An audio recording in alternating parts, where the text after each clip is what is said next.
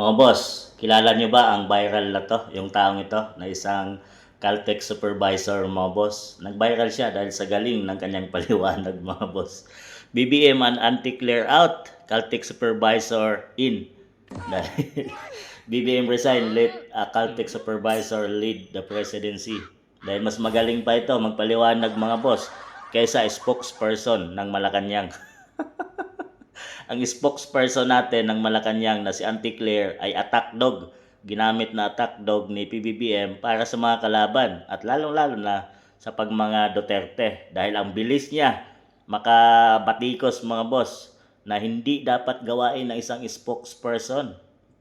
Ang bilis niyang mangbatikos pagtungkol sa mga Dutertes. Ngayon, nagkapalit. Parang si PBBM na yung nagre-report, mga boss. Ang presidente natin ay nagiging spokesperson na. Nagbabalita na siya at parang nagbablog.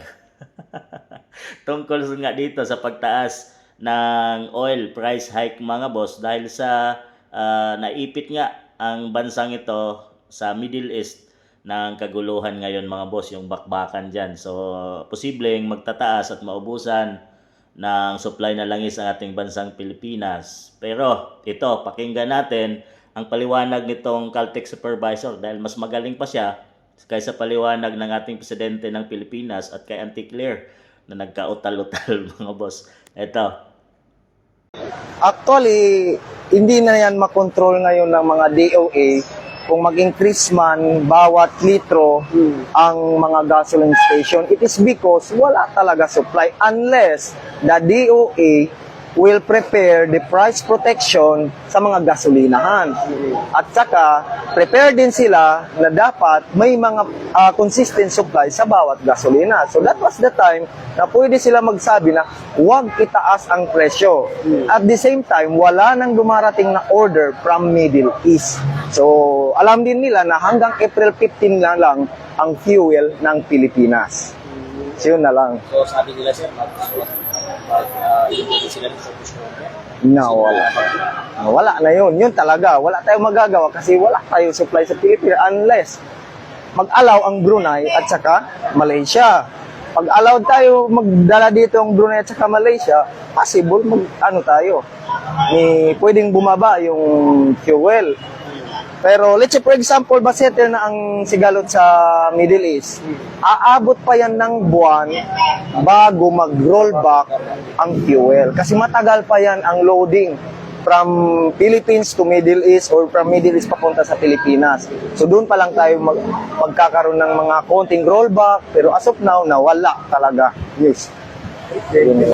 President, with the expected oil price hikes in the coming weeks and disruption in the global supply chain, I think it's also a fair assumption na tataas din po ang presyo ng ibang mga consumer goods. Are there certain goods that we are bracing for and what interventions are in place? Well, it all depends on how long this lasts.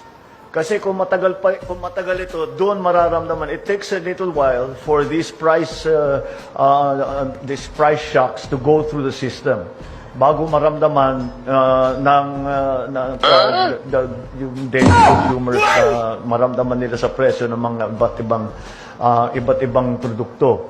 But because there will be, siyempre magkakaroon ng effect yan pero yung mga halimbawa, the only place where the transport has been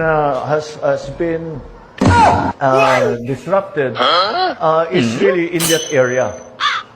So even if you think about it, yung mga barko na parating na rito, papunta, mag-deliver ng mga goods, they are still traveling. So that's why I'm saying it will take time for any of the effects of the oil price shock to work through the system. And of course, the prayer that we have is that before they work their way through the system, matapos na ito. So that hindi na masyadong maramdaman ng taong bayan. Yan na, mga boss, nagkautal-utal si PBBM. Mas malinaw pa ito magsalita itong Caltex boy. Presidente ng Pilipinas nagkautal-utal. Alam nyo bakit, mga boss, nagkautal-utal siya? dahil hindi niya alam ang solusyon at kung paano ang gagawin. Kaya kung ano-ano lang ang lumalabas doon sa bibig niya na hindi naman sakto. At talagang hindi natin maintindihan kung ano yung gusto niyang mangyari sa ating bansang Pilipinas. At ang linaw ng paliwanag ni Kuya, ito na lang magiging spokesperson mga boss at palitan na yan si Auntie Claire. Dahil mas okay pa to kaysa itong spokesperson ng ating bansang Pilipinas. Kayo na humusga mga boss.